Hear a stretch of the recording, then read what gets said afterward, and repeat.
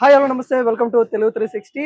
తెలంగాణలో స్థానిక ఎలక్షన్ల హోరాహోరీ అయితే జరుగుతా ఉంది. గ్రామాల్లో హడావుడి అయితే జరుగుతా ఉంది. కాంగ్రెస్ పార్టీ కూడా కొత్త వ్యూహాలతో అయితే ముందుకెళ్తున్న పరిస్థితి కనబడతా ఉంది.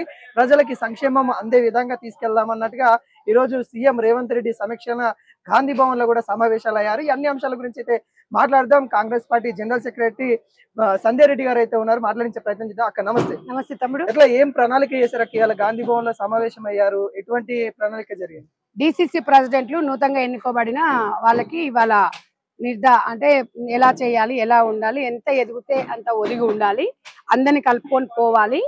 పదవులు వచ్చినాయని చెప్పేసి మీరు గర్వంగా ఫీల్ కావద్దు. అందరిని కలుపుకొని పోయి నాకేంటి పదవి వచ్చింది అని చెప్పేసి కూర్చొని కాదు, అందరిని కలుపుకొని పోతేనే 6 నెలల లోపల మీ పనితీరు ఎట్లా ఉందో, మంచిగా పని చేయకపోతే తీసేస్తామని చెప్పారు. అంటే ఆ డిసిసి ప్రెసిడెంట్ తొలగించబడుతుందని చెప్పి నిజంగా కూడా మనకి టాలెంట్ ప్రూవ్ చేసుకోవడానికి ఒక మంచి అవకాశం. ఇంకొకటి ఏంటంటే ఆదివాసీ బిడ్డలకు, ఎస్సీ ఎస్టీలకు రావడం అనేది సంతోషంగా అనిపించింది. మహిళలకు నిజంగా కూడా ఇలా కాంగ్రెస్ పార్టీ హరిజనులను గిరిజనులను ఎట్లయితే చూసుకుందో అదే రకంగా మళ్ళీ ఇందిరమ్మ పాలన కనిపించింది, హ్యాపీగా అనిపించింది. సో ఇవాళ నాకు అస్సలు ఒకటి పెద్ద ఆకర్షణంగా ఏమనిపించిందంటే రేవంత్ అన్న ఒక మామూలు కార్యకర్త లాగా మాట్లాడింది.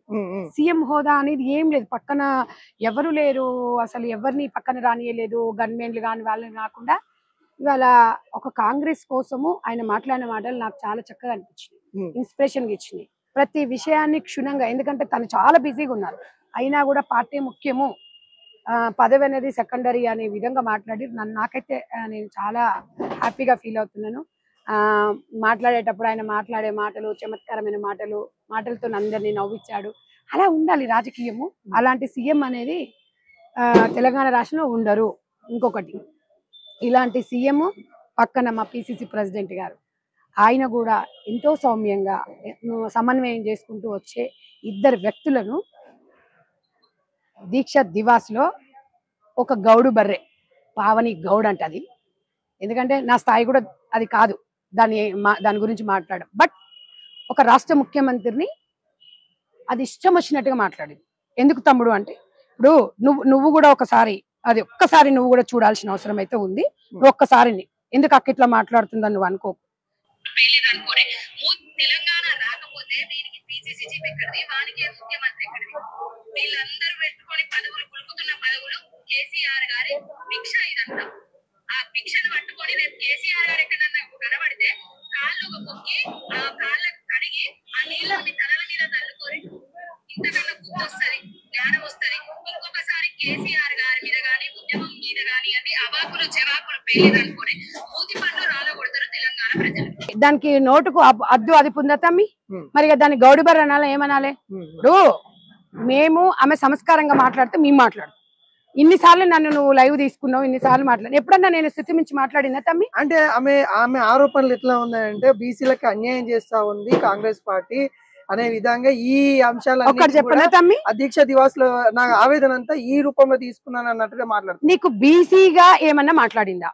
మీరు ఒక్కసారి దీక్ష దివాస్ లో చూడండి, అది ఒక స్క్రిప్ట్ ఇస్తే పేడ్ ఆర్టిస్ట్, అది 20,000 25,000 అంట దానికి నెలకు జీతం. తెలంగాణలో అది ఎక్కడ ఉద్యమంలో కూడా కనిపించలే, పార్టీలో పదవి కూడా లేదు.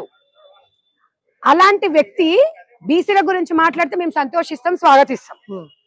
ఒక పిసిసి ప్రెసిడెంట్ ని పట్టుకొని ఒక తెలంగాణ రాష్ట్ర ముఖ్యమంత్రిని వీడు అంటుండంటే దీన్ని ఏ చెప్పుతో కొట్టాలి? నేను ఈ మాట అనకపోతే, నేను దాని కౌంటర్ ఇవ్వకపోతే నా స్థాయి దిగజారిన. నాకు కాంగ్రెస్ పార్టీలో జనరల్ సెక్రటరీ, స్పోక్స్ పర్సన్ ఉంది.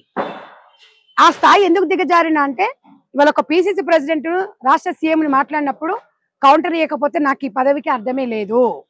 ఎందుకంటే నీకేం పదవి ఉంది చూపియవే, నువ్వు ఏ ఉద్యమాలలో చూపియవే. గౌడు బరెలాగా బలిసినవు, నీ బలుపు ఎట్లా అంటే నేను కోస్తే 10 ఊర్లకు సరిపోతుంది.